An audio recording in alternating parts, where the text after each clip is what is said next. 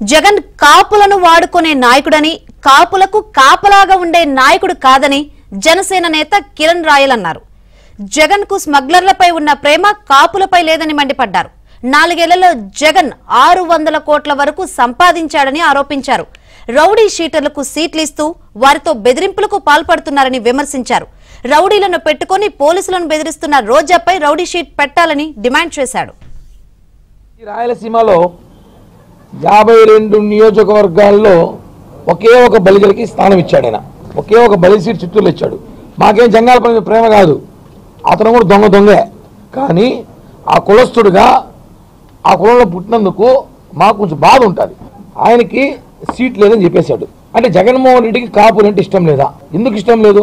కాపులందరూ కూడా one side ఈసారి జనసేన పార్టీకి చేయబోతున్నారనే నువ్వు 59 మందిని మార్చావు. 59 మందిలో మీరు రెడ్డి గారు ఎందుకు మార్చలేదు? ఈ జిల్లాలో రెడ్లందరూ అట్టే ఉన్నారు. ఈ జిల్లాలో ఉన్న రెడ్ల ఎమ్మెల్యేలందరూ అలానే ఉన్నారు.